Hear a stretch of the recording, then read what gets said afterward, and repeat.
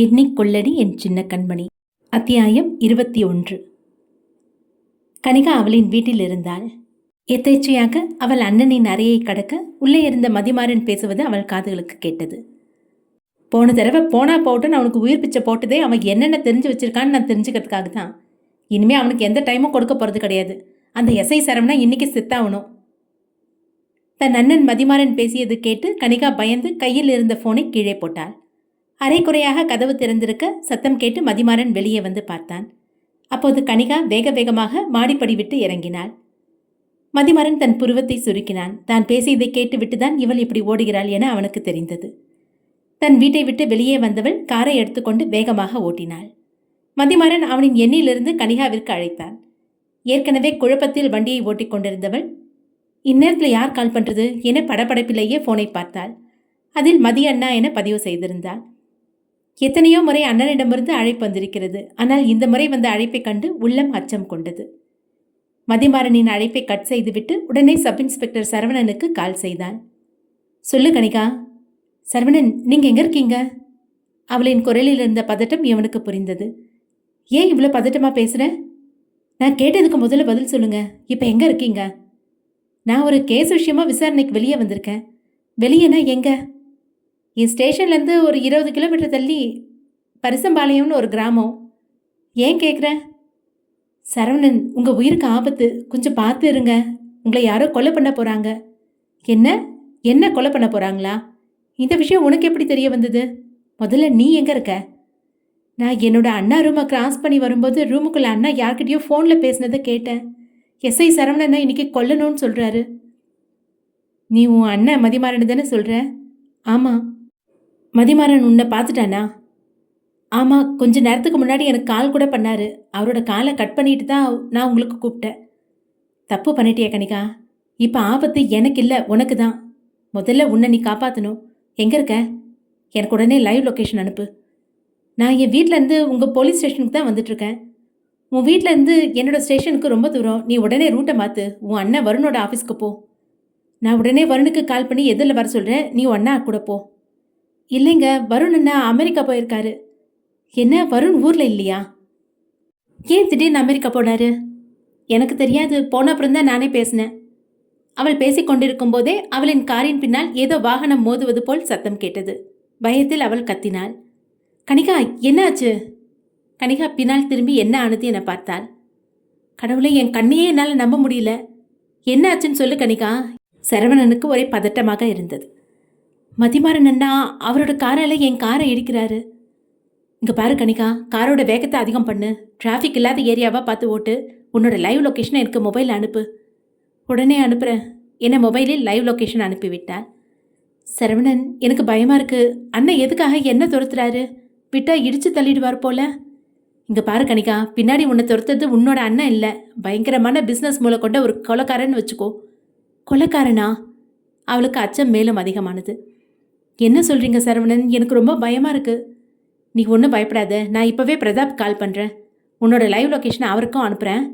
அவர் உடனே உன்னை தேடி வருவார். அது வரைக்கும் எப்படியாவது அந்த மதிமாறன் கையில் மாட்டாமல் இரு என கூறினான்.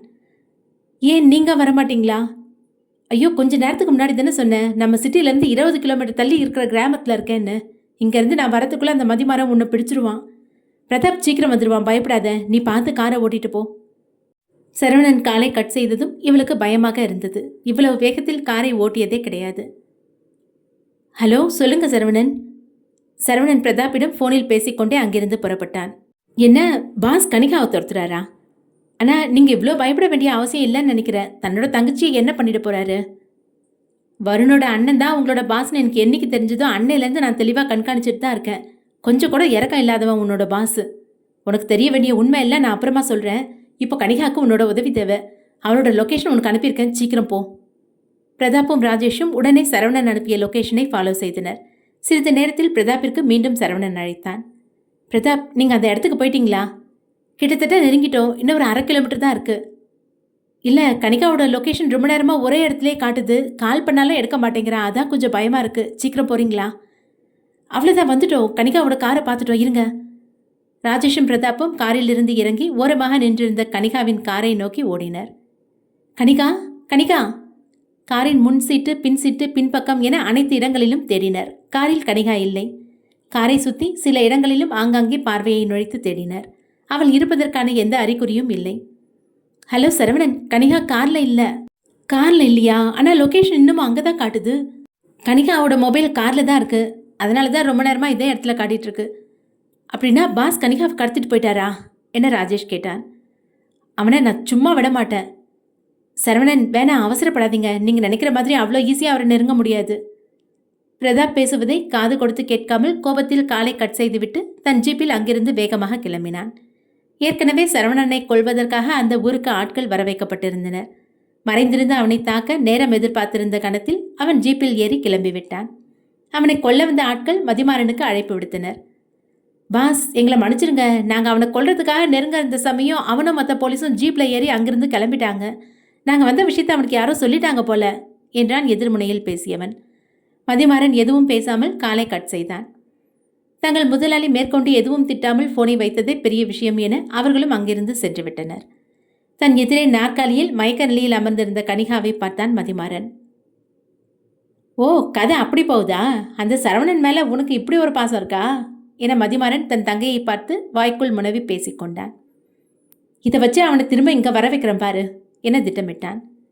சரவணன் அவனின் மொபைலில் இருந்து மதிமாறனுக்கு நேரடியாக அழைப்பு விடுத்தான். எனக்கு கால் பண்ணுற அளவுக்கு உனக்கு தைரியம் வந்துருச்சா? ஊரை ஏமாற்றி பிஸ்னஸ் பண்ணுற உனக்கு எல்லாம் பயப்படணும்னு அவசியம் இல்லை. உன்னோட கேர்ள் ஃப்ரெண்ட் என் கையில் இருக்கும்போது என்கிட்ட நீ பேசுகிற வார்த்தையெல்லாம் கொஞ்சம் அளந்து பேசினா நல்லாயிருக்கும். அவள் உன்னோட தங்கச்சிங்கிறத மறந்துடாத. யாருடா என்னோட தங்கச்சி? அவன் என்ன ஏன் அம்மாவுக்கு பிறந்தவளா? கனிகாவுக்கு ஏதாவது ஆச்சு நான் உன்னை சும்மா விட மாட்டேன். நானும் உன்னை பார்க்கத்தாண்டா காத்திருக்கேன். எங்கே வரணும்னு சொல்லு என சரவணன் கர்ஜித்தான். மதிமாறன் ஒரு விலாசத்தை கூற சரவணன் தனி ஆளாக ஜீப்பில் அந்த இடத்திற்கு சென்றான். அந்த இடத்திற்கு சென்று பார்க்கும்போது வெறும் காடாக இருந்தது. சுற்றி பல இடங்களில் தேடினான். கனிகா, கனிகா, எங்கே இருக்க? நான் பேசுறது கேட்குதா கனிகா? மூச்சு விடாமல் அவளின் பெயரை அழைத்து கொண்டே இருந்தான். அடிக்கும் வெயிலில் காட்டில் மரங்களுக்கு நடுவே அவளை தேடி களைத்து போனான். அவனின் ஃபோன் மீண்டும் ஒலித்தது. டேய் கனிகா, எங்கடா? மூச்சிறைக்க பேசினான் சரவணன். நீ நினச்ச நேரத்துக்கு என்னை சந்திக்க முடியாது. உன்னை சந்திக்க நானா ஒரு நேரத்தை குறிச்சிருக்கேன். இங்கே பாரு, நீ பண்ண தப்புக்கெல்லாம் என்கிட்ட ஆதாரம் இருக்குது. கனிகாவை வச்சுக்கிட்டு உன்னால் தப்பிக்க முடியும்னு நினைக்காத. வருணுக்கு மட்டும் நீ கனிகாவை கடத்திருக்க விஷயம் தெரிஞ்சது உன்னை சும்மா விட மாட்டான். மதிமாறன் சிரிக்க ஆரம்பித்தான். எனக்கு என்னோட பிஸ்னஸ் தான் முக்கியம். ரத்த சம்பந்தமே ஆனாலும் சரி, யாரையும் விட்டு வைக்க மாட்டேன் என தன் காலை கட் செய்தான். சரவணன் கோபத்தை கட்டுப்படுத்த முடியாமல் நேரடியாக அவனின் வீட்டு காம்பவுண்டினுள் நுழைந்தான். டயர் தேயும் அளவிற்கு சத்தத்துடன் பிரேக் போட்டு ஜீப்பை நிறுத்தினான். டெய் மதிமாரா! அவன் கோபத்தில் கத்திக்கொண்டே உள்ளே நுழைய முயற்சிக்க செக்யூரிட்டி ஆட்கள் வந்து அவனை பிடித்தனர். போலீஸ் யூனிஃபார்மில் இருந்தாலும் அத்துமீறி நுழைவது போல் வந்துதான் செக்யூரிட்டி ஆட்கள் குறுக்கே வந்தனர். சரவணன் இதுபோன்று ஏதாவது செய்வான் என அறிந்திருந்த பிரதாப் அங்கு வந்து சேர்ந்திருந்தான். சரவணன், வேணா, இங்கே வந்து பேசுறதுனால எந்த பிரயோஜனமும் கிடையாது. என்னை விடுங்க. அவனை விசாரிக்க வேண்டிய விதத்தில் விசாரிச்சா பதில் வெளியே வரும். நீங்கள் தானே என்கிட்ட சொன்னீங்க ஆதாரம் இல்லாமல் கை வச்சா பிரயோஜனம் இல்லைன்னு. இப்போ நீங்களே ஆத்திரத்தில் புத்தி மறக்கிறீங்க. சொன்னால் கேளுங்க சரவணன். பிரதாப் எடுத்துரைக்க அப்போதுதான் சரவணனுக்கு நினைவு வந்தது. அவசரப்பட்டு கை வைத்தால் விஷயம் பெரிதாகி மேல் அதிகாரிகள் இந்த விஷயத்தில் தலையிடக்கூடும். சரவணனை அங்கிருந்து அழைத்துச் சென்றனர். நல்ல வேளையாக அந்நேரம் வீட்டில் மதிமாறனின் மனைவியோ அப்பாவோ இல்லை. கனிகாவின் தாயும் அறையினுள் இருந்ததால் இவன் வந்த விஷயம் அறியவில்லை. இரவு பொழுதாகியும் கனிகா இருக்கும் இடத்தை அறிய முடியவில்லை. மதிமாறனை நெருங்கினால் இதுவரை பாடுபட்டதெல்லாம் வீணாகிவிடும் என அமைதி காத்தான் சரவணன். அமெரிக்கா. வருண் ஷர்மியின் வீட்டில் தங்கியிருந்தான். ஷர்மியும் அவளின் தோழியும் வருணுக்காக உணவு சமைத்து டின்னர் தயார் செய்திருந்தனர். நான் ஏதாவது ஹோட்டல்லையே தங்கியிருப்பேன். பாவம் ஒர்க் முடிச்சுட்டு வந்து எனக்காக சமையல் செஞ்சு உங்களுக்கு தொந்தரவாக இருக்கேன். சச்சே, நான் அப்படியெல்லாம் நினைக்கல. எப்போ பார்த்தாலும் நீங்கள் எங்கள் வீட்டு மாப்பிள்ள. உங்களை கவனிக்க வேண்டியது பொண்ணு வீட்டு சார்பாக என்னோட கடமை தானே என புன்னகையுடன் பேசினாள் ஷர்மி. உணவு உண்ணும்போது வருண் பவித்ராவை பற்றி விசாரித்தான். என்னை பற்றி பவித்ரா உங்ககிட்ட சொல்லியிருக்கிறதா சொன்னீங்களே, வேற என்னெல்லாம் சொல்லியிருக்கா? பவித்ரா பற்றி சொல்லணுமா இல்லை பவித்ரா 2.0 பற்றி சொல்லணுமா? ரெண்டுமே சொல்லுங்க. அப்போ கொஞ்சம் கஷ்டம்தான். முதல் பவித்ரா உங்களை எப்போவுமே திட்டிகிட்டே தான் இருப்பா. தெரியாமல் உங்கள் பேரை எடுத்துட்டா போதும். ஒரு தடவை அவள் உங்கள் ஆஃபீஸ் வந்துருந்தப்ப அவள் மேலே ட்ரம்மில் இருந்து அழுக்க ஊற்றுனீங்களாமே. ஓ, இதெல்லாம் சொல்லியிருக்காளா? அது மட்டும் இல்லை, கண்டிப்பாக ஒரு நாள் உங்களை ஆசிடால் குளிப்பாட்டுவேன்னு என்கிட்ட சபதம் வேற போட்டிருக்கா. அடிப்பாவி, என் மேலே இவ்வளோ கொலைவெறியா அவளுக்கு? வருணின் ரியாக்ஷனை பார்த்து ஷர்மிக்கும் அவளின் தோழிக்கும் சிரிப்பு தான் வந்தது. சரி, சின்ன வயசுலேருந்து உங்கள் 2 பேரை பற்றி நான் கேள்விப்பட்டிருக்கேன். எப்போவும் சண்டை போட்டுக்கிட்டே இருப்பீங்களாமே, எப்படி அவன் மேலே உங்களுக்கு காதல் வந்துச்சு? ஒரு விஷயமோ பொருளோ எப்போவும் நம்ம பக்கத்துலேயே தான் இருக்குங்கிற நம்பிக்கையில் அதை கண்டுக்காமல் விடுவோம். திடீர்னு அது இனிமே நமக்கு இல்லை அப்படின்னு தெரிஞ்சால் நம்ம மனசு ஏற்றுக்காது. அந்த சமயத்தில் தான் பவித்ரா மேலே எனக்கு காதல் வந்துச்சு. கொஞ்ச நேரத்துக்கு முன்னாடி தான் அவளை சந்திச்சிருந்தேன். ஆனால் திடீர்னு காணாமல் போயிட்டா. அவளை காணலைன்னு தேடி அலைஞ்ச அந்த கொஞ்ச நேரத்தில் அவளை எவ்வளோ மிஸ் பண்ணேன்னு என்னால் வார்த்தையால் சொல்ல முடியாது. அவள் கிடைக்காம அங்கேருந்து போக மாட்டேங்கிற அளவுக்கு நான் தேடினேன். அப்போ தான் எனக்கு புரிஞ்சது, சண்டை போட்டதுனாலேயே தான் அவள் என் மனசுக்குள்ளே அதிகமாக பதிஞ்சிருக்கான்னு. நீங்கள் சொல்கிறத கேட்கும்போது பழைய டைலாக் ஒன்று ஞாபகம் வருது. என்ன?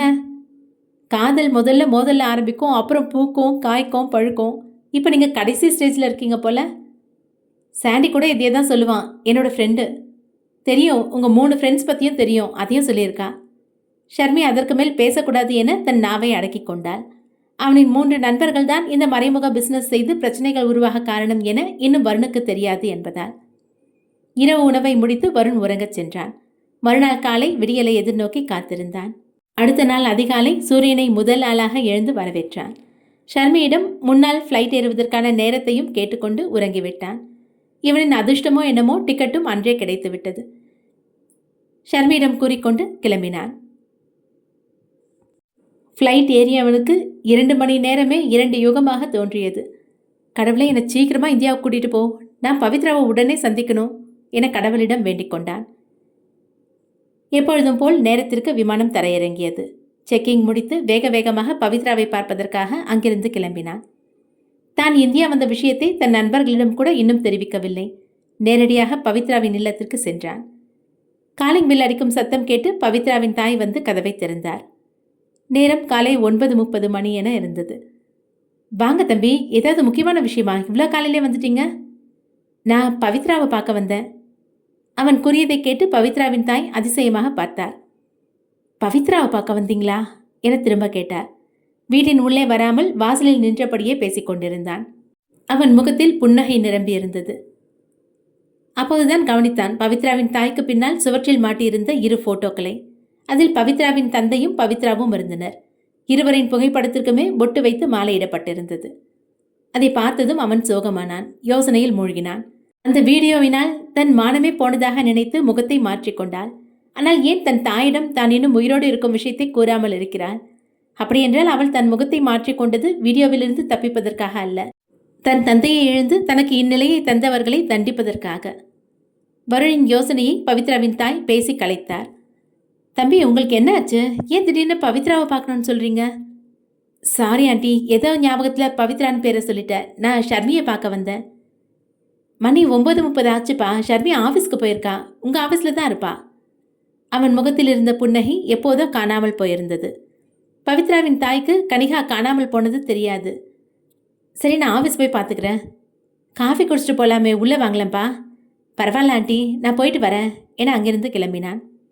பவித்ராவின் வீட்டிலிருந்து வெளியே வருவதற்குள் அவனின் மனம் பாடாய்ப்பட்டது. அவனின் யோசனை பன்மடங்கு உயர்ந்தது. சுயநலமாக யோசிச்சிட்டோம். இத்தனை மாசமா பவித்ரா என் பக்கத்துலேயே தான் இருந்திருக்கான். அவள் இல்லாமல் நான் வருத்தப்பட்டதை நேரில் பார்த்தோம். ஒரு தடவை கூட நான் தான் உங்கள் பவித்ரான்னு என்கிட்ட வந்து சொல்லவே இல்லை. என்னோட காதலை ஏற்றுக்கிறத விட அவளோட லட்சியம் அவளுக்கு முதல் படியாக இருக்குது. இந்த சமயத்தில் போய் என்னோட காதலை நான் சொன்னாலும் அவள் ஏற்றுக்க போகிறது கிடையாது. இனி அவளுக்கு தெரியாமல் நான் அவள் பக்கத்தில் இருப்பேன். அந்த ஆளுங்களை கண்டுபிடிச்சி அவள் முன்னாடியே நான் தண்டனை கொடுப்பேன். அதுக்கப்புறம் தான் என்னோட காதலை அவள் முன்னாடி நான் சொல்லுவேன். உறுதியாக மனதில் எண்ணிக்கொண்டான் வருண். அதன் பிறகு வருண் அங்கிருந்து நண்பர்களின் வீட்டிற்கு சென்றான். அங்கு வீட்டு ஹாலில் அனைவரும் அமர்ந்திருந்தனர். சொல்லப்போனால் கனிகாவின் தாய் தந்தையும் கூட அங்குதான் இருந்தனர். ஷர்மியும் அங்குதான் இருந்தாள். வருண் சொல்லிக் கொள்ளாமல் வந்து நின்றது இவர்களுக்கு ஆச்சரியமாக இருந்தது. ஆனால் அனைவரின் முகத்திலும் வருத்தம்தான் முதலாக தென்பட்டது. என்னாச்சு உங்க எல்லாருக்கும்? பார்க்க ரொம்ப வருத்தமாக இருக்கீங்க. நீ என்னடா வரேங்கிறத சொல்லவே இல்லை என பிரதாப் கேட்டான். அங்கு நின்றிருந்த ஷர்மியை பார்த்தவாறு, ஒரு ஷாக் கொடுக்கலான்னு பார்த்தேன், கடைசியில் பவியை பார்த்ததும் இறுக்கி அணைக்கும் அளவு எண்ணம் கொண்டிருந்தான். சரி, என்ன ஆச்சு? ஏன் எல்லாம் இப்படி உட்காந்துருக்கீங்க? என்ன பிரதாப், உனக்கும் ஜெனிக்கும் ஏதாவது மறுபடியும் பிரச்சனையா? எங்களுக்குள்ளே எந்த பிரச்சனையும் இல்லை. சோமுவும் அவரின் மனைவியும் கூட அங்குதான் இருந்தனர். அதுவே அவனுக்கு கேள்விக்குறியாக இருந்தது. இந்நேரத்தில் இவங்க ஏன் இங்கே இருக்கிறாங்க? நேத்து மதியத்துல இருந்து கனிகாவை காணல என்றான் சாண்டி. என்ன கனிகாவை காணுமா? ஏன்டா என்கிட்ட யாரும் சொல்லல? அந்நேரம் அவர்களின் வீட்டிற்கு சப் இன்ஸ்பெக்டர் சரவணனும் வந்தான். சம்பந்தமில்லாமல் இவன் ஏன் இங்க வரா என வருணும் யோசித்தான். என்னாச்சு? என் பொண்ணை பத்தி ஏதாவது தகவல் தெரிஞ்சுதா? இல்ல. என்னங்க, இதெல்லாம் ஒத்து வராது. நம்ம ஹையர் ஆஃபீஸர்கிட்ட போய் கம்ப்ளைண்ட் பண்ணலாம் வாங்க என கனிகாவின் தாய் அழைத்தார்.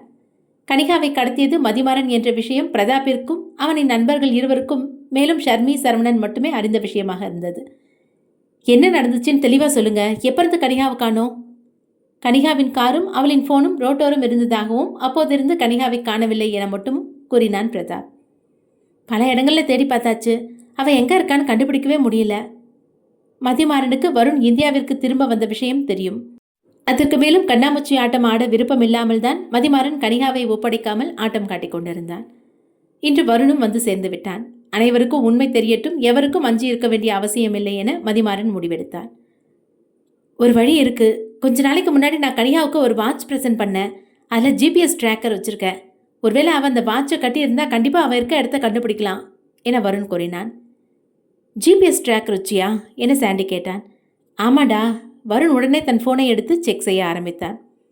நானும் பார்த்துருக்கேன். கனிகா எப்பவும் அவளோட கையில் பிளாக் கலரில் ஒரு வாட்ச் கட்டியிருப்பா என சரவணன் கூறினான். ஆமாம், அது நான் வாங்கி கொடுத்தது தான். ஒருவேளை நேற்று அதை கட்டியிருந்தா கண்டிப்பாக அவள் இருக்கிற இடத்த என்னால் கண்டுபிடிக்க முடியும் என தன் மொபைலில் மேற்கொண்டு தேடினான். அவன் அந்த வாட்சை கட்டியிருந்ததெல்லாம் சரவணன் எப்படி ஞாபகம் வச்சுட்ருக்காரு என பிரதாப்பிற்கு தோன்றியது.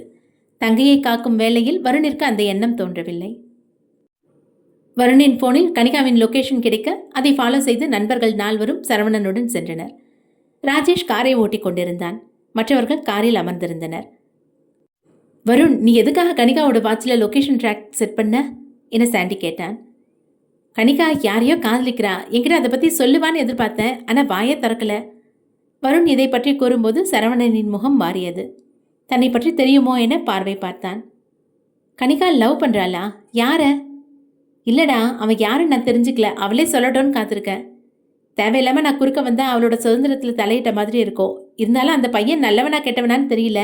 எதுக்கும் ஒரு பாதுகாப்புக்கு இருக்கட்டுமேனு அவள் எங்கே போறாவரான்னு தெரிஞ்சுக்க லொக்கேஷன் ட்ராக்கரை வாட்சில் செட் பண்ணேன். சரவணனுக்கு அப்போதுதான் மூச்சே வந்தது. ஏன் என காரணம் தெரியவில்லை. முதல் முறையாக தப்பு செய்தவன் போல் பயந்தான். டேய் பிரதாப், மதிமாறன் பாஸ் தான் கனிகாவை கடத்திருக்காரு. இப்போ நம்ம கனிகாவை காப்பாற்ற போகிறோம். அங்கே பாஸ் இருந்தால் எல்லா விஷயமும் வருணுக்கு தெரிஞ்சிடாதா? கனிகாவை கடத்தினா வருண் வருவான்னு தெரிஞ்சுதான் பாஸ் இதை செஞ்சிருக்காரு. போதும் சாண்டி, நாமளும் என்ன பண்ண முடியும்? ஒரு கட்டத்துக்கு மேலே இந்த விஷயத்தை வருண்கிட்ட இருந்து மறைக்க முடியாது. என்ன நடக்குதோ நடக்கட்டும். ஜிபிஎஸ் லொகேஷன் காண்பித்த இடத்தில் காரை நிறுத்தினான் ராஜேஷ். அது ஒரு தென்னந்தோப்பு. அதன் ஓரத்தில் மாளிகை அளவிற்கு இல்லாவிட்டாலும் ஒரு பெரிய வீடாக கட்டியிருந்தனர். வருணும் மற்றவர்களும் சத்தமில்லாமல் மெல்ல உள்ளே நுழைந்தனர். சரவணனுக்கு அப்போதே சந்தேகம் வந்தது. கடத்தப்பட்டு இங்கிருப்பது உண்மையானால் ஏன் கண்ணில் ஒருவர் கூட படவில்லை? கனிகாவை மட்டும் தனியாகவா வைத்திருப்பார்கள்? அவன் எண்ணியவாறு கனிகா உள்ளே ஹாலில் தனியாக அமர்ந்திருந்தாள். தன் தங்கை மயக்கத்தில் ஒரு சேரில் அமர்ந்திருப்பதை பார்த்து பதறிப்போய் முன்னால் சென்றான் வருண். உனக்கு என்ன ஆச்சு? என பாரு என கன்னம் தட்டி எழுப்பினான். அவள் மெல்ல மங்கலாக கண் விழித்தாள். எதிரில் வருணின் முகத்தை கண்டு கண்ணீர் வந்துவிட்டது அவளுக்கு. அண்ணா, ஒன்றும் இல்லை, எந்திரி, நம்ம போலாம் என அவளுக்கு உதவி செய்தான். ஆனால் கனிகா அவனிடம் ஏதோ கூற முயற்சித்தாள். உடம்பில் தெம்பில்லாமல் சரியாக பேச முடியவில்லை அவளால். மதிமாறன் என பெயரை உச்சரித்தாள். மதிமாறன் அண்ணா இங்க வரல கனிகா, நாங்கள் மட்டும்தான் வந்திருக்கோம். வீட்டுக்கு போய் பேசிக்கலாம் வா. இல்லைண்ணா, எனக்கு கடத்தினதே மதிமாறன் அண்ணா தான். அவள் இதை கூறியதும் வருண் அசையாமல் நின்றான். என்ன சொன்ன? உன்னை கடத்தினது மதி அண்ணாவா? ஆமா. ரொம்ப கஷ்டப்படாத கனிகா. இந்த வருண் ஒரு பாசக்கார முட்டாள். அவனுக்கு எந்த விஷயத்தையும் சீக்கிரம் சொல்லி புரிய வைக்க முடியாது என குரல் கேட்டது. தலை நிமிர்ந்து பார்க்கும்போது மாடிப்படியிலிருந்து மதிமாறன் இறங்கி வந்திருந்தான். தன் அண்ணன் தன்னை முட்டாள் என பேசுகிறானே என ஒரு புறம் யோசனையாக இருந்தது. மறுபுறம் ஏன் பேச்சும் நடையும் இப்படி உள்ளது என கேள்வியாக பார்த்தான். அண்ணா, நீங்க எப்படி இங்க என மதிமாறனை கேட்டான் வருண். நான் நேத்திலிருந்து இங்கே தான் இருக்கேன் என்று கூலாக கூறினான். என்ன, நீங்கள் தான் கனிகாவை கடத்துனீங்களா? ஆமாண்டா. என்னோட ரகசியத்தை தெரிஞ்சுக்கிட்டா ஒன்று காணாமல் போயிடணும், இல்லை செத்து போயிடணும். தன் அண்ணன் பேசுவது கேட்டு பயந்து வருணின் கைகளை பிடித்து கொண்டாள் கனிகா. கனிகா பயந்தது வருணுக்கு புரிந்தது. நான் இருக்கேன் என்பதாய் அவளை தன் பக்கம் வைத்து கொண்டான். அப்போ கனிகாவை உண்மையிலேயே நீங்க தான் கடத்துனீங்களா? எதுக்காக? உன்னோட கேள்விக்கு பதில் சொல்றது என்னோட வேலை இல்லை. அதுக்கான அவசியமும் எனக்கு இல்லை. இவ்வளோ நேரம் உங்களை இங்கே வர வைக்கிறதுக்கு தான் அவளை இங்கே வச்சுருந்தேன். எனக்கு நல்ல நேரம் ஆரம்பிச்சிருச்சு. எனக்கு பிரச்சனையாக இருக்க எல்லாரும் இங்கே தான் இருக்கீங்க. உங்களை முடிச்சுட்டா என்னோட பிஸ்னஸுக்கு எந்த பாதிப்பும் கிடையாது. மதிமாறன் கண்ணசைக்க கன நேரத்தில் அந்த கட்டிடத்தில் மறைந்திருந்த பல அடி ஆட்கள் வெளியே வந்தனர். யார் இவங்களாம்? திடீர்னு எங்கேருந்து வந்தாங்க? தங்களை கட்டிடத்திற்குள் வர வைப்பதற்காக தான் கதவை திறந்து வைத்து காத்துள்ளான் போல. இங்கே பாருங்க, இங்கே இருக்கவங்கள நீங்கள் குத்தி கொலை பண்ணுவீங்களோ இல்லை சுட்டு கொலை பண்ணுவீங்களோ, வாட் எவர், ஆனால் ஒரு சத்தம், சின்ன சத்தம் கூட வெளியே வரக்கூடாது என்றான். தன் முதலாளியின் கட்டளையை நிறைவேற்றுவதற்காக அடியாட்கள் அவர்களை நெருங்கினர். வருண் தன் தங்கையை ஓரமாக நிறுத்தினான். சாண்டிக்கு சுத்தமாக சண்டை போட வராது. அவனும் பயந்தவன் தான். ஓரமாக சென்று நின்று கொண்டான். வருண் தன்னையும் தன் நண்பர்களையும் நெருங்கி வந்தவர்களை அடிக்க ஆரம்பித்தான். அவனின் கைகளும் கால்களும் ஆட்களை தான் அடித்தது. ஆனால் கண் தன் அண்ணன் மதிமாறனை நோக்கியே இருந்தது. எதையும் நம்ப முடியவில்லை. இப்படி நடந்து கொள்ள காரணம் என்ன என ஒரே குழப்பமாக இருந்தது. ஒரு கட்டத்தில் கையில் இருந்த கட்டையை வைத்து வருணின் வலது கையை ஒருவன் ஓங்கி அடித்தான். ஏற்கனவே ஆக்சிடென்ட் ஆனதில் பாதிக்கப்பட்ட கை இப்போதுதான் தேறிக்கொண்டு வந்தது. ஆனால் வலி தாங்க முடியாமல் கத்தினான் வருண். கீழே விழுந்த வருண் மீது மேற்கொண்டு அடிபடாமல் இருக்க பிரதாப் வந்து அவனை காப்பாற்றினான். வருண் அடி வாங்குவதை பார்த்து மதிமாறன் சிரித்து கொண்டிருந்தான். கனிகாவிற்கு அதை பார்க்கவே கோபமாக வந்தது. போதும், எல்லாரும் நிறுத்துங்க என கத்தினாள். அவளின் குரலுக்கு அங்கு எதுவும் அடக்கமில்லை. எல்லாரும் தொடர்ந்து சண்டையிட்டு கொண்டுதான் இருந்தனர். மதியண்ணா, நீங்க நினைக்கிற மாதிரி எங்களை கொண்டுட்டு நிம்மதியா வாழ முடியாது. அண்ணியும் சுஜி பாப்பாவும் இல்லாம உங்களால வாழ முடியுமா? நாங்க இல்லைன்னா அண்ணி கண்டிப்பா உங்க மேல சந்தேகப்படுவாங்க. கனிகா இதை கூறியதும் தான் மதிமாறனுக்கு சற்று உரைத்தது. சண்டையை நிறுத்துங்க என குரல் கொடுத்தான். கனிகா கூறியதும் உண்மைதான். இவர்கள் அனைவரும் மொத்தமாக காணாமல் போனால் கண்டிப்பாக தன் மனைவி தன் மீது சந்தேகம் கொள்வாள். முக்கியமாக கனிகா இல்லை என்றால் அவனின் தந்தையை சமாதானப்படுத்தவே முடியாது. பெண்மகள் மீது யாருக்கு தான் பாசம் இல்லாமல் இருக்கும்? நாங்கள் இல்லைன்னா கண்டிப்பாக அண்ணி உங்கள் மேலே சந்தேகப்படுவாங்க. உண்மை அவங்களுக்கு தெரிஞ்சு உன்னை விட்டு விலக தான் போகிறாங்க என சாபம் விடுவது போல் பேசினாள். அவன் தன் திட்டம் தோல்வியடையக்கூடாது என எண்ணினான். ஆனால் கனிகா கூறுவது உண்மைதான். இவர்கள் இல்லை என்றால் தன் மீது நிச்சயம் சந்தேகம் வரும். தன்னை தவிர குடும்பத்தில் எல்லோரும் காணாமல் போவது சந்தேகத்தில் தான் முடியும் என முழித்து கொண்டிருந்தான். ரொம்ப சந்தோஷப்படாதீங்க. இப்போ வேணா நீங்கள் உயிர் தப்பிக்கலாம். ஆனால் உங்கள் யாரையும் நான் உயிரோடு விட மாட்டேன். இங்கே நடந்த விஷயங்களை என் மனைவிக்கோ இல்லை என் குழந்தைக்கோ யாராவது தெரியப்படுத்துனீங்க, என்னோட அப்பா சோமு அவரோட மனைவி 2 பேரையும் கொண்டுடுவேன். என்ன வருண், உனக்கு ரொம்ப தலை சுத்துது போல. என்ன நடந்துச்சுன்னு உன் நண்பர்கள்கிட்டயே கேளு. மதிமாறன் அங்கிருந்து கிளம்பினான். வருண் தன் நண்பர்களை பார்த்தான். தன் அண்ணன் செய்யும் தவறுக்கு இவர்களிடம் எப்படி பதில் இருக்கும் என கேள்வியாக பார்த்தான். வருணின் பார்வையை எதிர்கொள்ள முடியாமல் பிரதாப் தலை குனிந்தான். கனிகாவுடன் அங்கிருந்து நண்பர்களின் வீட்டிற்கு சென்றனர். தாய் தந்தையுடன் அமர்ந்திருந்தாள் கனிகா. கடத்தப்பட்டது யார் என கேட்கும்போது சரியாக விவரம் தெரியவில்லை என பொய் கூறிவிட்டாள். சரவணனும் ஷர்மியும் நண்பர்கள் 4 தனி அறையில் பேச நின்றிருந்தனர். யாராச்சும் என்ன நடந்துச்சுன்னு சொல்லுங்க. மதிமாறன் அண்ணாவுக்கு நம்மளை கொலை பண்ணுற அளவுக்கு என்ன கோவம்? இங்கே பாருங்க வருண், உங்களை தவிர என்ன நடந்துச்சுன்னு எங்கள் எல்லாருக்குமே தெரியும். வருண் தன் நண்பர்களை பார்த்தான். தனக்கு மட்டும் தெரியாதா? நீங்கள் நினைக்கிற மாதிரி உங்கள் ஃப்ரெண்ட்ஸ் 3 பேரும் நீங்கள் ஆரம்பித்த உங்கள் சொந்த பிஸ்னஸை மட்டும் பண்ணலை. உங்கள் அண்ணன் ஆரம்பித்த சட்டவிரோதமான பிஸ்னஸ்லேயும் சேர்ந்து தான் வேலை செஞ்சுருக்காங்க. சட்டவிரோதமான பிஸ்னஸா? சரவணன் ஆரம்பத்திலிருந்து அவனுக்கு தெரிந்த விஷயங்கள் அனைத்தையும் கூறி முடித்தான். வருணால் இதை ஏற்றுக்கொள்ளவே முடியவில்லை. தன் நண்பர்கள் தன்னை ஏமாற்றினார்களா என மனம் வலித்தது. வருண், நாங்கள் சொல்கிறத கொஞ்சம் கேளுடா. பிரதாப்பின் குரலை கேட்டதும் வருண் அங்கிருந்து கதவை திறந்து சென்று விட்டான். சரவணன், சொன்னதுதான் சொன்னீங்க. பவித்ரா உயிரோட இருக்க விஷயத்தையும் சொல்லியிருக்கலாம்ல. வேணா சாண்டி. ஷர்மி தான் முறைத்தான். நீ இப்படியே முறைச்சிட்டே இரு. உன்னோட மரண நடக்கத்தை உண்மைன்னு நம்புறான். இப்போ இந்த பிஸ்னஸ் விஷயம் வேற தெரிஞ்சிருச்சா? உன்னோட மரணத்துக்கு நாங்கள் தான் காரணம்னு எங்களை இன்னும் வெறுப்பான். விட்டா அடிக்க கூட செய்வான். அடி வாங்கினவங்களுக்கு தான் தெரியும் என கண்ணம் தடவினான் சாண்டி. ஷர்மி தன் கைகளை குறுக்காக கட்டி சாண்டியை பார்த்தாள். ஆமாம் பவித்ரா, உனக்கு எங்கள் மேலே நம்பிக்கை இல்லையா? கண்டிப்பாக நாங்கள் போலீஸில் சரண்டர் ஆகிடுவோம். வருண்கிட்ட நீ தான் பவித்ராங்கிறத சொல்லிடு. என் பேச்சை மாரி யாராவது சொன்னீங்கன்னா உங்கள் யார் கண்ணுலையும் படாமல் எங்கேயாவது போயிடுவேன். இவனிடம் சம்மதம் வாங்க முடியாமல் தோற்றுதான் போயினர். பிரதாப் அறையை விட்டு வெளியே வந்து வருண் எங்கு சென்றான் என தேடினான். அங்கிள், வருண் வெளியே போனானா? இல்லை, மாடிக்கு போயிருக்காரு என கனிகா கூறினாள். பிரதாப்பும் அவனின் நண்பர்களும் மாடிப்படியேறி மேலே சென்றனர். வருண் வானத்தை வெறித்து பார்த்து கொண்டு நின்றிருந்தான். அவனிடம் யார் முதலில் பேசுவதென தயங்கிச் சென்றனர். வருண், பேசாதீங்கடா. இப்போ என்ன பொய் சொல்ல வந்திருக்கீங்க? டேய், நாங்கள் பேசினாலே பொய் மட்டும் தான் பேசுவோமா உங்ககிட்ட? எனக்கு தெரியலையே பிரதாப். 5 வருஷமா நீங்கள் சொன்ன எல்லாத்தையும் நான் நம்பிட்டு இருந்துட்டேனா? எது உண்மை பொய்ன்னு எனக்கு தெரியல. இல்லடா, அந்த சமயத்தில் எங்களுக்கு வேற வழி தெரியல. நீயும் உன் ஃபேமிலி கூட சண்டை போட்டு வீட்டை விட்டு வெளியே வந்துட்டேன். நாங்கள் 3 பேரும் கூட இந்த பிஸ்னஸ் தான் எல்லாமே நம்பி வந்துட்டோம். கிட்டத்தட்ட நம்மளோட பிஸ்னஸ் இழுத்து மூடுற நிலைமைக்கு வந்துடுச்சு. அந்த சமயத்தில் தான் உன் அண்ணா எங்களை பார்க்கணுன்னு சொல்லி கூப்பிட்டாரு. உடம்புல இருந்து உறுப்புகளை திருடினா தான் தப்பு, பற்களை திருடுறதுல என்ன தப்புன்னு தோணுச்சு. பிரதாப் பேசும்போது வருண் அவனை முறைத்தான். திருட்டுனாலே தப்பு தான்டா, அதுவும் பொண்ணுங்களை ஏமாற்றி கொண்டு இருக்கீங்க. எப்படிடா மனசு வந்துச்சு? டேய் வருண், என்னடா கொலை பண்ணிட்டோன்னு சொல்கிற? அந்த பொண்ணுங்க இறந்ததே எங்களுக்கு தெரியாதுடா. ஷர்மி வந்து சொல்லி தான் எங்களுக்கு தெரிஞ்சது. அப்போ இருந்து உன் அண்ணா கிட்டே நாங்கள் பேசிட்டு தான் இருக்கோம் இந்த பிஸ்னஸை விட்டுடுங்கன்னு.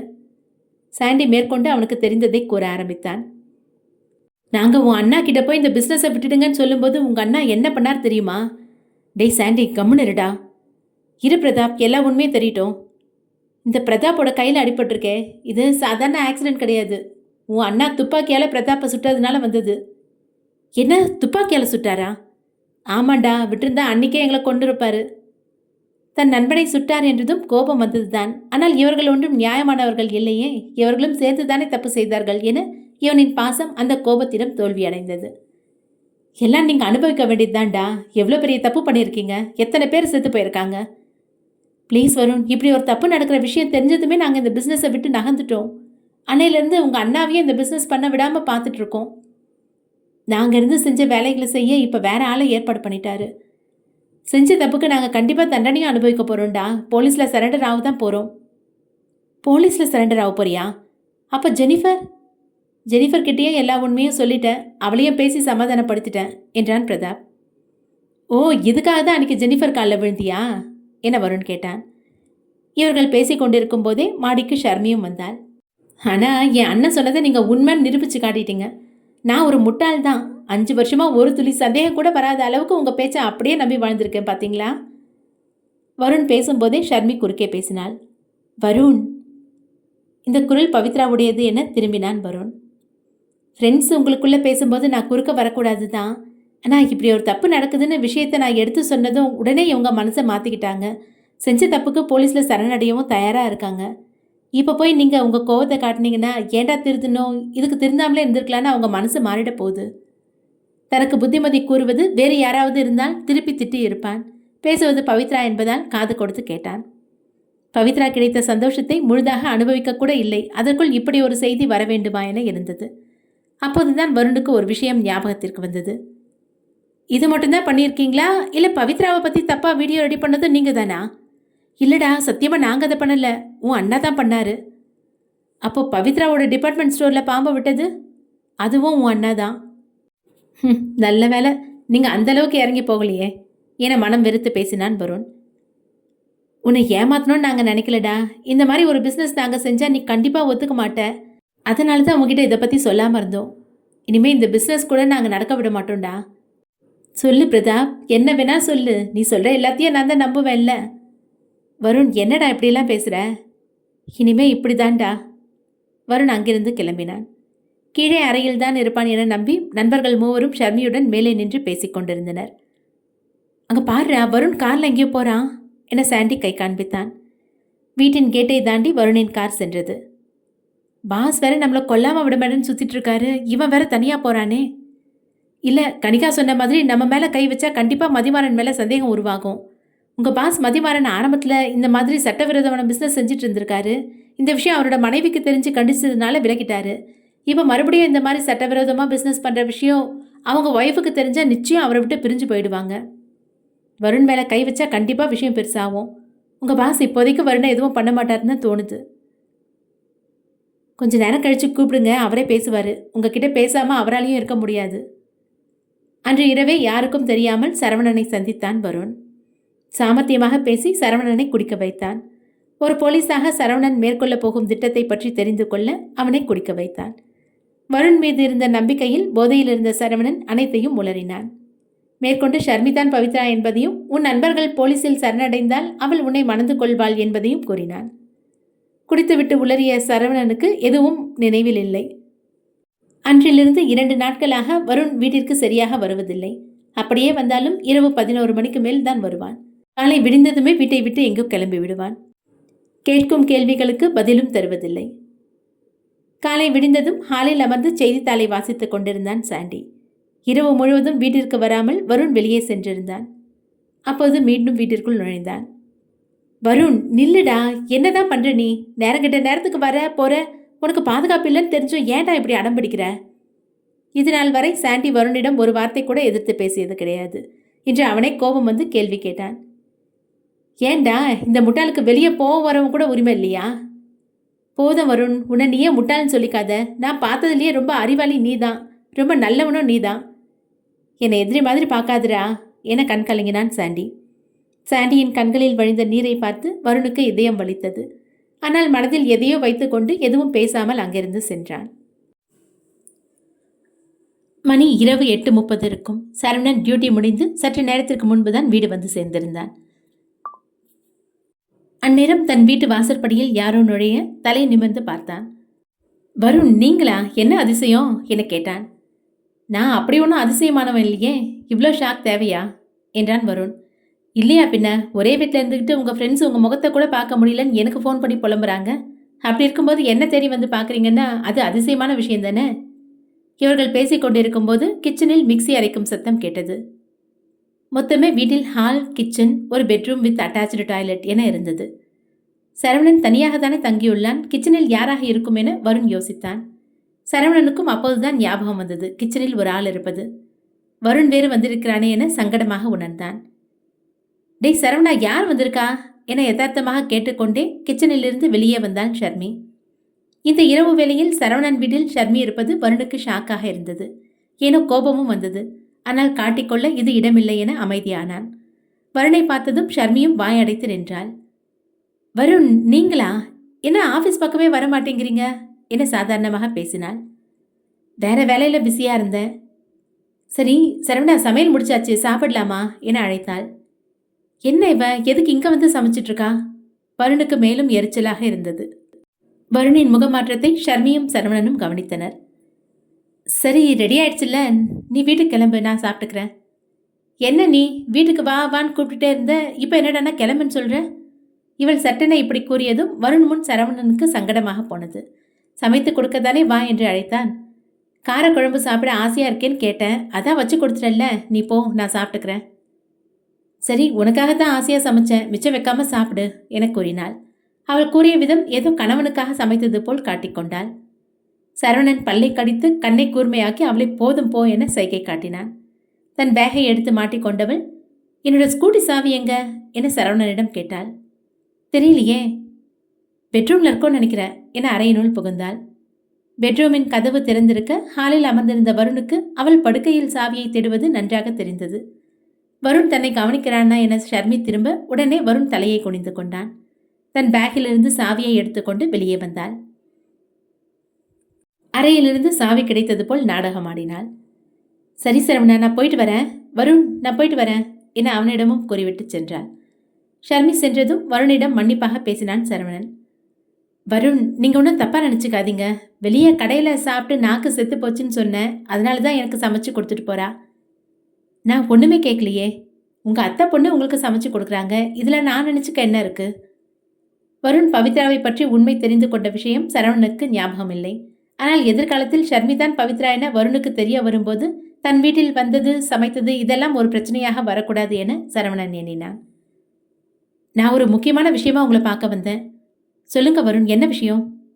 ஒரு நிமிஷம் என கூறிவிட்டு தன் காரை நோக்கி சென்றவன் அதிலிருந்து ஒரு பெரிய பேகை எடுத்து வந்தான். தான் கொண்டு வந்த பேகை சோஃபாவின் முன் இருந்த டேபிளில் வைத்து அதன் ஜிப்பை திறந்தான். இதில் 50 லட்சம் ரூபாய் இருக்கு. உங்களுக்கு மேலும் பணம் வேணும்னாலும் நான் கொடுக்குறேன். இந்த கேஸ்ல இருந்து என் நண்பர்களை விட்டுடணும் என்றான். உங்க மேல நிறைய மரியாதை வச்சிருந்த வருண், கடைசியில நீங்களும் உங்க பணக்கார புத்தியை காட்டிட்டீங்களே. தப்பா நினைச்சுக்காதீங்க சரவணன். குற்றம் செஞ்சவங்க திருந்தணும்னு தான் ஜெயிலுக்கு அனுப்புறது. திருந்தின பிறகு எதுக்காக ஜெயிலுக்கு அனுப்பணும்? அப்படி பார்த்தா ஜெயிலில் ஒன்று கட்டியிருக்கவே தேவையில்லையே. கையும் களவுமா மாட்டின பிறகு எல்லாரும் நான் திருந்துட்டேன்னு வாயால சொல்லதான் செய்வாங்க என்றான் சரவணன். ஒரு போலீஸா உங்களோட நோக்கம் என்ன என வருண் கேட்டான். புரியல. நீங்கள் உங்கள் காக்கி சட்டியை போடுறதுக்கு முன்னாடி உறுதிமொழி எடுத்திருப்பீங்களே, இந்த மாதிரி போலீஸாக இருக்கணும்னு. அதை பற்றி கேட்குறேன். நேர்மையாக பணத்துக்கு மயங்காமல் என் கடமையை சரியாக செய்யணும்னு இருக்கேன். உங்களுக்கு இந்த பணம் வேணான்னா நீங்கள் சொன்ன மாதிரி உங்களோட நேர் வழியிலேயே நாம் ஒரு டீலிங் பேசிக்கலாமா என கேட்டான். வருணும் சரவணனும் வெகு நேரமாக ஒன்றாக அமர்ந்து பேசிக் கொண்டிருந்தனர். இறுதியில் வருணின் திட்டத்தை கேட்ட சரவணனின் கண்கள் பிரகாசமானது. வருண், உண்மையிலே நீங்கள் கிரேட். உங்கள் பிஸ்னஸை விட்டுட்டு எங்கள் போலீஸ் டிபார்ட்மெண்ட்டுக்கு நீங்கள் வந்துட்டீங்கன்னா நிறைய கேஸ் ஈஸியாக சால்வ் பண்ணிடாம போல. நான் கூட இந்த கேஸில் நேரடியாக கம்ப்ளைண்ட் எதுவும் இல்லையே, மூவ் பண்ணும்போது பிரச்சனை வருமே, என்ன பண்ணலான்னு யோசித்தேன். கேஸே இல்லாமல் இந்த பிரச்சனையை முடிக்க ஒரு வழி சொல்லியிருக்கீங்க. இப்போவும் கேட்குறேன், இந்த பணம் உங்களுக்கு வேணாமா?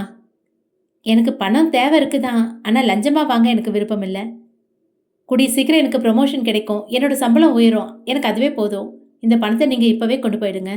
இன்னொரு முறை என் முன்னாடி இப்படி வராதிங்க ப்ளீஸ் என சரவணன் கேட்டுக்கொண்டான். ஆனால் சரவணன் நிச்சயம் இந்த பணத்தை வாங்கிக் கொள்வான் எனதான் யோசித்து வந்திருந்தான். சரவணனை பற்றி தவறாக கணித்து விட்டோம் என யோசித்தான் வருண். எப்படியோ தான் நினைத்த வேலையை துவங்கிவிட்ட சந்தோஷத்தில் வருண் வீட்டிற்கு திரும்பினான்.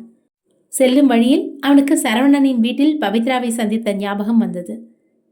இவ்வளவு நாட்களாக தான் அவள் மீது கொண்ட காதலை நேரடியாக பார்த்தும் ஒரு வார்த்தை கூட தன்னிடம் நான் தான் பவித்ரா என கூறாததற்கு காரணம் சரவணன் மீது கொண்ட காதல் தானா என யோகித்தான் வருண். இவ்வளோ நாளாக பவித்ராவோட கண்ணுக்கு நான் ஒரு பைத்தியக்காரனாக தான் தெரிஞ்சிருப்பேன் போல. அவளுக்கு சரவணன் மேலே காதல் இருக்கிற விஷயம் முன்னாடியே தெரிஞ்சிருக்கலாம் என பாவமாக பேசிக்கொண்டான்.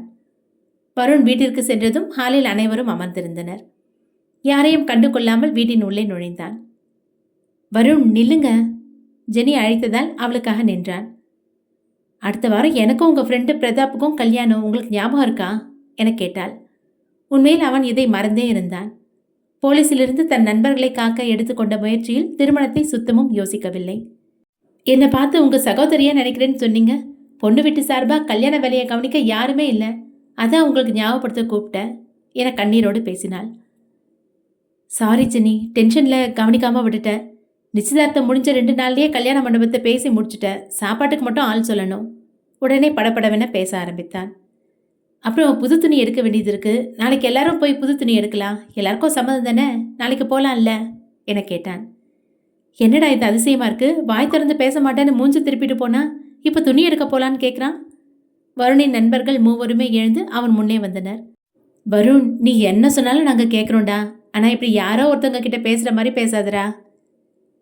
என்னால் அவ்வளோ சீக்கிரம் சமாதானம் ஆக முடியலையே. அதுக்காக உங்களை விட்டு நான் எங்கேயும் போக மாட்டேன். எல்லாரும் நாளைக்கு காலையில் ரெடியாக இருங்க, கல்யாணத்துக்கு துணி எடுக்க போகலாம். வருண் இதை கூறிவிட்டு அறைக்கு சென்றான். வருண், அப்படியே நாளைக்கு ஷர்மியையும் துணி எடுக்க வர சொல்லிடு என பிரதாப் கூறினான். நான் எதுக்கு அவகிட்ட பேசணும், நீங்களே சொல்லிடுங்க. நீ அவளை ஊட்டிக்கெல்லாம் கூட்டிகிட்டு போன, 2 பேரும் நல்லா க்ளோஸாக இருக்கிறீங்களேன்னு சொன்னேன். அப்படிலாம் ஒன்றும் இல்லை, நீங்களே சொல்லிடுங்க. நண்பர்கள் ஒருவரையொருவர் பார்த்து கொண்டனர். திடீரென என்ன ஆயிற்று? நீங்கள் 3 பேரும் ஷர்மியை வருணுக்கு ஜோடியாக்க ஆசைப்படுறீங்களா என்ன? ஜெனி கேட்டாள். வாய் பேசாமல் அமைதியாக இருந்தனர். அதிலிருந்து ஜெனிக்கு புரிந்துவிட்டது. நாளைக்கு ஷர்மியை துணி எடுக்க கூட்டிகிட்டு வர வேண்டியது என்னோட பொறுப்பு என கூறி சென்றாள். மறுநாள் ஆடை எடுப்பதற்காக மொத்த குடும்பமும் தயாராகி வெளியே வந்தனர். அனைவரும் காரில் ஏறிக்கொண்டனர். போலாமா என ஜெனியை அழைத்தான் பிரதாப். ஒரு 5 நிமிஷம் வெயிட் பண்ணுங்க. எதுக்கு? அதான் எல்லாரும் வந்துட்டாங்கல்ல. மாப்பிள்ளைக்கு ட்ரெஸ் எடுக்க இத்தனை பேர் கூட இருக்காங்க, பொண்ணுக்கு ட்ரெஸ் எடுக்க கூட ஆள் வேணாமா என கேட்டாள் ஜெனி. அதான் என் அம்மாவும் சாண்டியோட அம்மாவும் வராங்கல்ல, அவங்க அந்த காலத்து ஆள், பழைய டிசைன் செலக்ட் பண்ணுவாங்க. எனக்கு கூட துணைக்கு ட்ரெண்டியான ஆளுங்க வேணும், அதான் ஷர்மியை கூப்பிட்டுருக்க. இதை கேட்டு பிரதாப்பும் சந்தோஷமானான். இந்த பிரச்சனைலாம் முடியறதுக்குள்ளே வருணும் ஷர்மியும் நெருக்கமான போதும் என இருந்தது. ஷர்மியின் ஸ்கூட்டி காம்பவுண்டினுள் நுழைய வருண் அதை பார்த்ததும் சரவணனின் வீட்டில் அவளை கண்டது ஞாபகம் வந்தது. ஷர்மியையும் அழைத்து கொண்டு ஷாப்பிங்கிற்கு சென்றனர். முதலில் நகை மாளிகைக்கு சென்றனர். ஜென்னிக்கு தேவையான நகைகளை வாங்கினர். அத்தை, எதுக்கு இவ்வளோ நகை? நான் இவ்வளோலாம் போட்டுக்கிட்டதே இல்லை. ஒரே நேரத்தில் இவ்வளோ நகையை கல்யாணத்துக்கு மட்டும்தான் வாங்கி தருவாங்க. அதுக்கப்புறம் இந்த ஆம்பளைங்க நமக்கு நகையே வாங்கி தர மாட்டாங்க. நாம் தான் கேட்டு வாங்க வேண்டியதாக இருக்கும். கிடைக்கும் போதே வாங்கிக்கோ என அவளின் அத்தை கூறினார். ஏன், எங்கள் ஃப்ரெண்டு நினச்சா தினம் 1 பவுன் வாங்கி தருவான். எப்படி பிஸ்னஸ் செஞ்சா என நக்கலாக கேட்டாள் ஜெனி. சாண்டி உடனே வாயை மூடிக்கொண்டான். ஷர்மி அங்கிருந்த நகைகளை பார்த்து கொண்டே வந்தாள். நகை வாங்கும் அளவிற்கு அவள் பணமும் கொண்டு வரவில்லை. ஷர்மி, இங்க வா. பிரதாப் அழைக்க ஷர்மியும் வந்தாள். இந்த 2 நெக்லஸ்ல எது நல்லா இருக்கு? ஜெனிஃபருக்காக தேர்வு செய்த நகையை முடிவு செய்ய ஷர்மியிடம் யோசனை கேட்டான். அதில் ஒன்று பார்த்ததும் பிடித்துவிட்டது. எவ்வளோ அழகு! நகை மீது ஆசை இல்லாதவர்களுக்கு கூட பார்க்கும்போதே ஆசை வந்து விடுகிறது. இது ரொம்ப நல்லா இருக்கு. இதுவே ஜென்னிக்கு வாங்கலாம் என கூறிவிட்டு அங்கிருந்து நகர்ந்து கொண்டாள். ஷர்மி நகைகளை பார்த்து கொண்டிருக்க சாண்டி அருகில் வந்தான். ஏய் ஷர்மி, உனக்கு எதுவும் வாங்கிக்கலையா? நகை வாங்குற அளவுக்கு நான் பணம் கொண்டு வரலையே. அதான் நாங்கள் இருக்கோம்ல, உனக்கு வேணுங்கிறத வந்து வாங்கு, நான் பார்த்துக்கிறேன் என்றான் சாண்டி. இவர்கள் இருவரும் பேசிக் கொண்டிருப்பதை வருணும் கேட்டுக்கொண்டிருந்தான். அம்மா, உனக்கு என் மேலே கோவம் இல்லையா என ஷர்மி கேட்டாள். உன் மேலே எதுக்கு கோவம் வரணும்? நீ ஜெயிலுக்கு போனோன்னு நான் சொன்னேன்ல, உனக்கு பரவாயில்லையா? என் மேலே எந்த கோவம் இல்லையா? சரவணன் நேற்று ஷர்மிக்கு அழைப்பு விடுத்து வருண் வந்து 50 லட்சம் பணம் கொடுத்ததாகவும் அதை மறுத்ததால் வேறொரு வழியில் ஐடியா கொடுத்ததாகவும் கூறியிருந்தான். இதனால் இவர்கள் போலீசில் சரணடைய தேவையில்லை என்பது இவளும் அறிந்ததே. நான் எதுக்கு உன் மேலே கோவப்படணும்? சொல்லப்போனால் நீ தான் என் மேலே கோவப்படணும். உன்னோட சந்தோஷமான வாழ்க்கையை கெடுத்ததே நாங்கள் தானே. நாங்கள் எங்களோட சொந்த பிஸ்னஸ் மட்டும் கவனிச்சிட்டு இருந்திருந்தா எத்தனையோ பேர் நிம்மதியாக வாழ்ந்திருப்பாங்க. ஷர்மி பேசுவதிலிருந்தே வருணுக்கு புரிந்தது சரவணன் அனைத்தையும் கூறிவிட்டான் என்று. தன் நண்பர்கள் கட்டாயம் ஜெயிலுக்கு செல்ல வேண்டும் என இவள் அடம்பிடிக்காமல் இருந்தால் போதும் என வேண்டிக் கொண்டிருந்தான் அருண். தன் அண்ணனை திருத்த தனி வழியையும் யோசித்து வைத்திருந்தான். நகை மாளிகையில் தேவையானவைகளை வாங்கியதும் துணி மாளிகைக்கு விரைந்தனர்.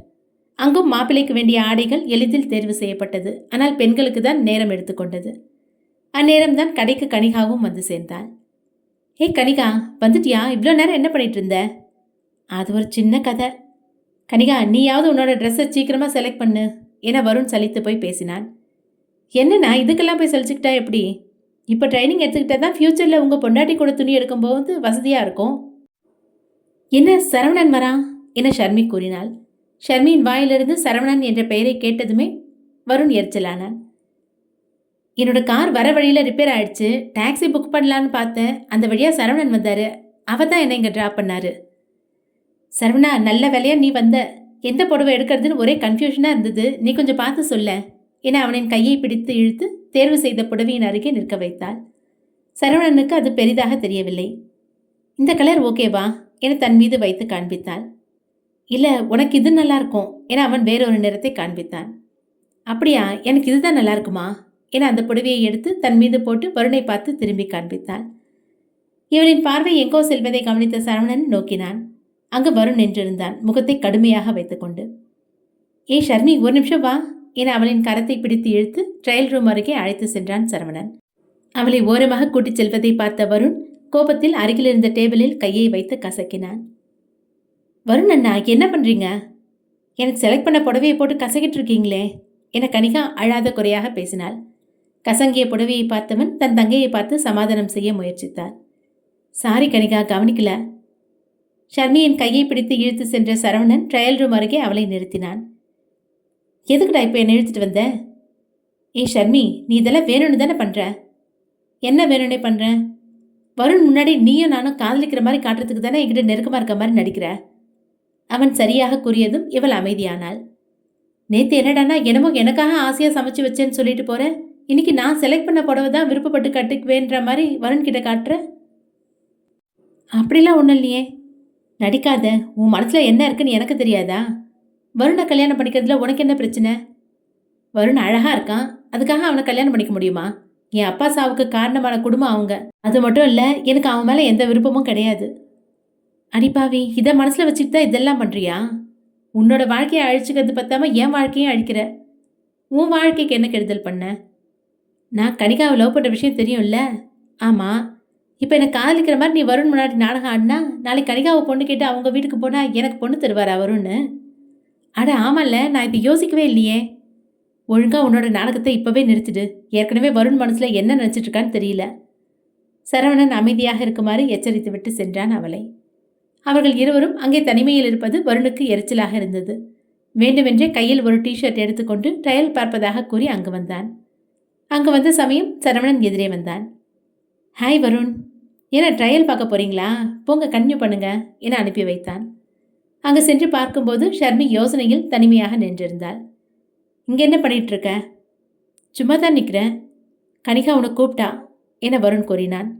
வருணின் நடவடிக்கையே வித்தியாசமாக இருந்தது. அதை ஷர்மியால் உணர முடிந்தது. அடுத்த அத்தியாயம் விரைவில். நன்றி.